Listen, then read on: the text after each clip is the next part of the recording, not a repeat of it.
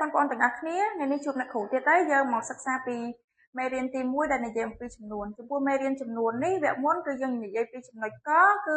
សរសេរចំនួនឲ្យធំជាង1លានឥឡូវនេះគឺយើងចូលមកដល់ចំណុចខរបស់យើងម្ដងគឺប្រៀបធៀបនិងរៀបចំលំដាប់ចំនួនចំពោះមេរៀនប្រៀបធៀបនេះគឺយើងសិក្សាទៅលើសញ្ញាចំនួន3នោះគឺសញ្ញាធំសញ្ញាតូចនិងសញ្ញាស្មើចំពោះមេរៀនប្រៀបធៀបនេះគឺខុសពីប្រមាណវិធីបូកដកបន្តិចដោយសារប្រមាណវិធីបូកដកគឺយើងធ្វើពីខាងស្ដាំទៅខាងឆ្វេងឬធ្វើពីខាងក្រោយមកខាងមុខចំណែកមេរៀនប្រៀបធៀបនេះគឺយើងធ្វើពីខាងឆ្វេងមកខាងស្ដាំវិញឬហៅខ្ទង់របស់វាហ្នឹងគឺយើងត្រូវការរាប់សិនថាវាស្មើគ្នាឬអត់ទើបយើងប្រៀបធៀបវាពីខាងមុខមកខាងក្រោយឥឡូវនេះយើងចូលមកដល់ចំណុចកមុននឹងធ្វើចំណុចកយើងត្រូវរាប់ខ្ទង់វាសិនថាវាស្មើគ្នាឬអត់អញ្ចឹងយើងមករាប់ពីខាងមុខមកមុនមកខាងឆ្វេងមុនមករាយ10 100 1000 10000 សែនលាន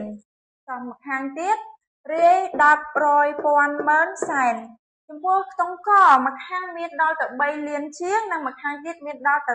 4សែនមានត្រឹមតែ4សែនជាងប៉ុណ្ណោះអញ្ចឹងចំពោះសញ្ញាគឺយើងដាក់វាមកខាងលេខធំចំពោះលេខធំរបស់យើងហ្នឹងគឺ3លាន2សែន51820គឺយើងបើសញ្ញាមកខាងលេខធំហ្នឹងមក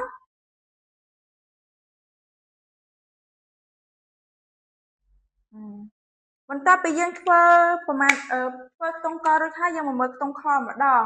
អញ្ចឹងមុននឹងយើងធ្វើនោះគឺយើងត្រូវការរាប់ខ្ទង់វាដដែលទេវាអត់មានអីខុសពីខ្ទង់កទេតែយើងមករាប់ខ្ទង់ខរាប់មកខាងសិនមករាយ10 100 1000 10000 សែនលានខ្ទង់មកខាងនេះគឺមានដល់ទៅ4លានជាងឯណោះបន្ទាប់មកយើងមកមើលមកខាងទៀតគឺរាយ10 100 1000 10000 សែនលានដែរចំពោះខ្ទង់ខហ្នឹងគឺមានដល់ទៅខ្ទង់លានជាងដូចគ្នាប៉ុន្តែយើងមកមើល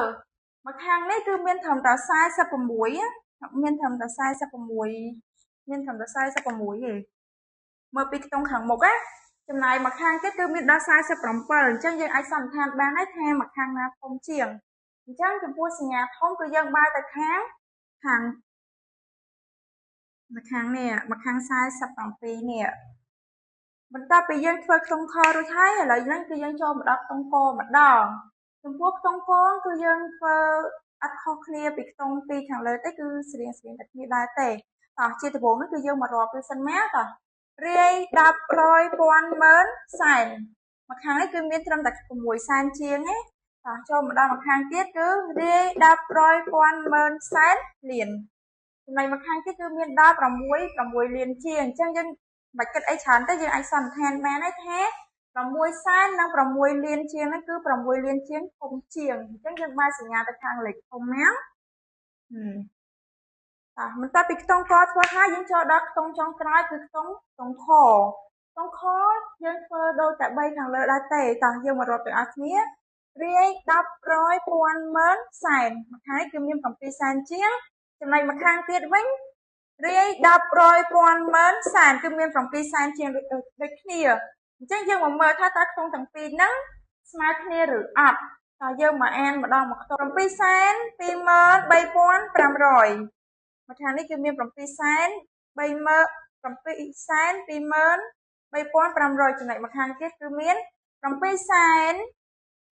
23500ដូចគ្នាអញ្ចឹងបញ្ជាក់បានហើយថាខ្ទង់ខរបស់យើងគឺស្មើគ្នាអញ្ចឹងយើងដាក់សញ្ញាស្មើ